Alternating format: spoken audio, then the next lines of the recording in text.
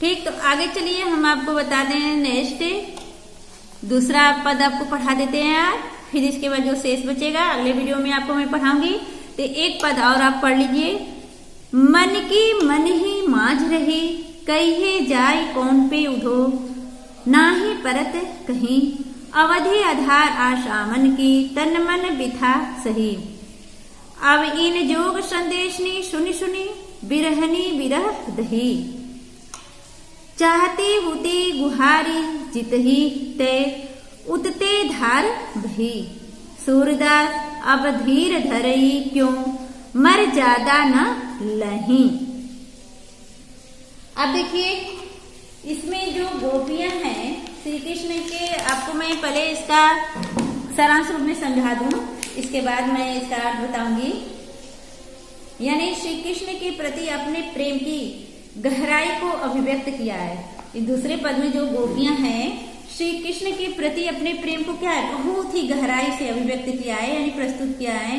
गोपियां किस प्रकार मन महसूस कर रही हैं, यानी मन की बात अपने मन में ही रख कर रहे हैं। गोपियां कहती हैं कि मन की अभिलाषा मन में ही रह गई। श्री कृष्ण के आने की प्रतीक्षा में व्यथा, व्यथा मतलब कष्ट, कष्ट को क्या है वो सहन कर रही थी। अब उनके द्वारा भेजे गए जो योग साधना है के संदेश उनकी पीड़ा को और क्या कर रही है, बढ़ा रही है। ऐसी दशा में वो कैसे धैर्य धारण कर सकती हैं। ठीक, तो आप देखिए अब एक एक शब्द का अर्थ लिखते जाइए, फिर इसके बाद मैं बताऊं। मन की मन ही माझ रही, मन की मन माझ रही, माझना मतलब क्या होता है बताइए। अभी अभी आपको मैं सारांश रूप में बताई हूं, तो आप बताइए माझ का अर्थ क्या होता है। आप भी कुछ दिमाग लगाएंगे कि सब हम ही लगाएंगे। चलिए, तो माझ, माझना का अर्थ क्या होगा बेटा, कोई भी बच्चा बोले। यानी मन की बात मन में ही हो, यानी माझना मतलब दबाकर, यानी अपने मन की बात को क्या कर रही है, दबाकर, दबाना कर सकते हैं आप, ठीक है ना, दबाकर ही रख दे रही हैं। कहिए जाय कौन पे उधो, ना ही परत कहीं।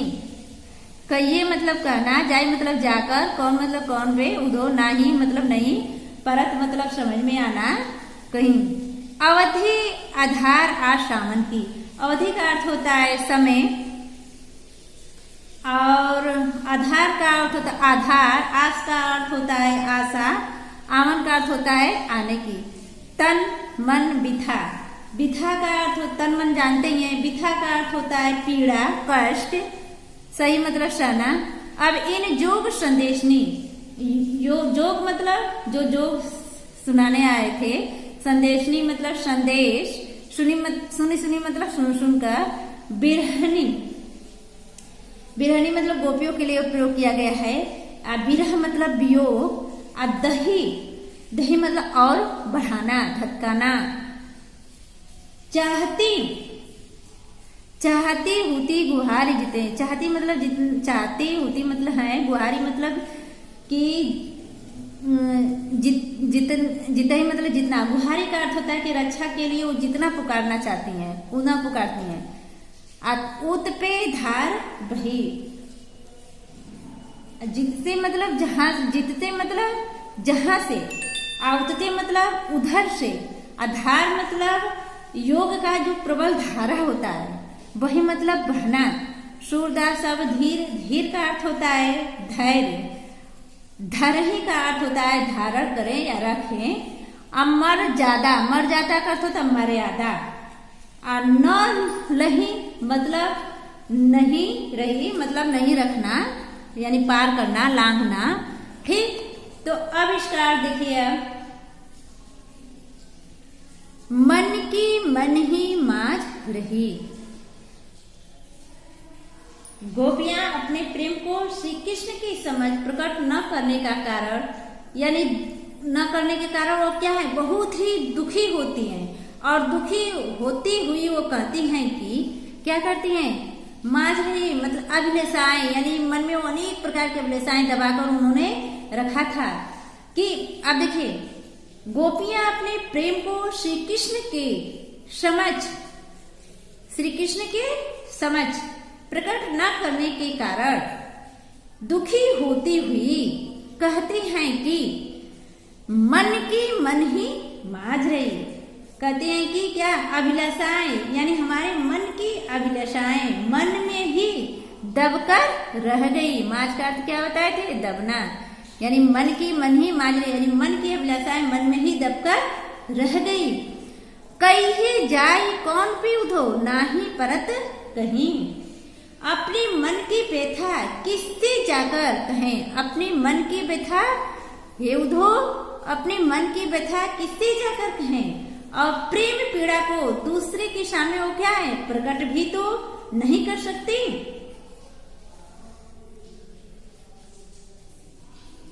यानी वो कह रहे हैं कि उधो हमें समझ में नहीं परत कहीं, परत मतलब समझना। ये उधो हमें कुछ भी समझ में नहीं आ रहा है कि हम अपने मन की व्यथा किससे जाकर कहें। अवधि आधार आश आवन की तन मन विथा सही। यानी श्री कृष्ण के लौटने की मन की आशा सजोए हुए उनके आने की अवधि को अपने जीने का आधार बनाकर तन और मन की दुख को सहन कर रही थी। कौन? गोपियां। कौन सहन कर रही थी? गोपियां। किंतु अब इन जोग संदेश सुनी सुनी बिरहनी बिरह दही। अब गोपियां क्या करें? किंतु अब तुम्हारे द्वारा योग संदेश सुन सुनकर बिरह पीड़ा अचानक बढ़ गई है। अचानक क्या बढ़ गई है? और कहती है कि बिरही बिरदही। अब बिरह पीड़ा में जलती हुई हमें अपनी रक्षा का जिनसे सहारा था, रक्षा की आशा थी, जिसे हम पुकार सकते थे, उसी की ओर से योग धारा बहने लगी। मतलब वह कहना चाहती हैं कि हे उधो हम अपने मन का जो व्यथा यानी कष्ट है किससे जाकर कहें? कुछ समझ में नहीं आ रहा है। यानी हमें वो आने के समय दे गए थे, लेकिन वह उस समय पर यानी जो निश्चित समय हमें दे गए थे उस निश्चित समय पर आए नहीं। इसलिए हमारे तन मन की जो कष्ट है दुख है वो हम क्या कर रहे हैं? सह रहे हैं। अब इन योग संदेशनी सुन सुनकर बिरही बिरह दई। अब तुम्हारे द्वारा उनका भेजा गया हुआ योग संदेश सुन सुनकर हमारे जो बिरह है, पीड़ा है, कष्ट है और भी बढ़ गया है। और बिरही बिरह दई,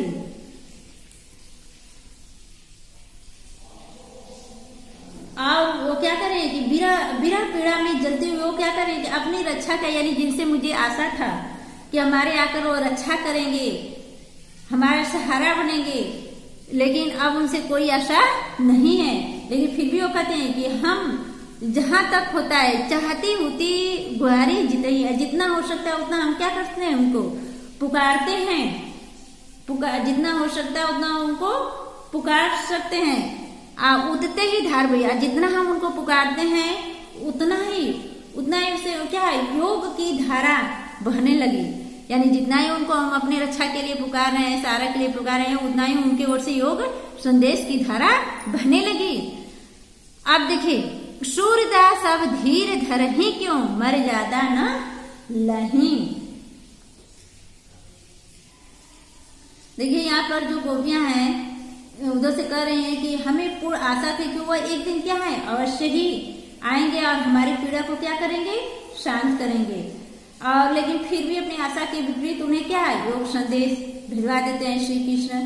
तो अंत में गोपियां बहुत ही दुखी मन से उद्धव को उल्हाना देती हैं कि जिनके कारण सूरदास अब धीर धरे, यानी सूरदास जी कहते हैं कि अब अंत में गोपियां उद्धव को उल्हाना देती हैं कि जिनके कारण अब हमने अपनी मर्यादाओं को छोड़ दिया, उन्होंने ही अपनी मर्यादा का पालन नहीं किया। अब हम कैसे धैर्य धारण करें? आया समझ में? देखिए, क्योंकि यहाँ पर गोपियां ये करना चाहती हैं कि जिस कारण यानी सब कुछ मर्यादा को क्या कहती पार कर डाली थी, और लेकिन श्री कृष्ण अपने निश्चित समय पर नहीं आते हैं, तो इसी को कह रही हैं कि हम जिसके कारण अपने मर्यादा को क्या किए थे, छोड़ दिए थे, धारण नहीं किए थे, और वही श्री कृष्ण क्या है, मर्यादा का पालन नहीं कर रहे हैं।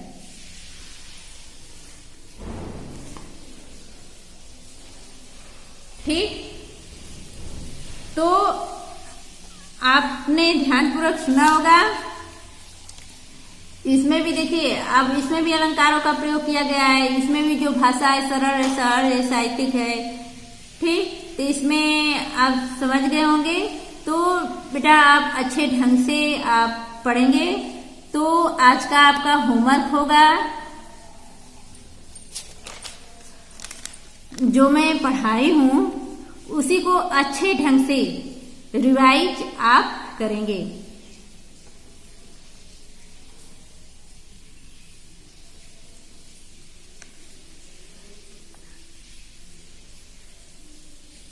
आप कॉपी बनाएंगे और अच्छे ढंग से जो भी कठिन वर्ड है अपनी सुविधा के लिए, अपनी जानकारी के लिए आप कॉपी पर लिख सकते हैं।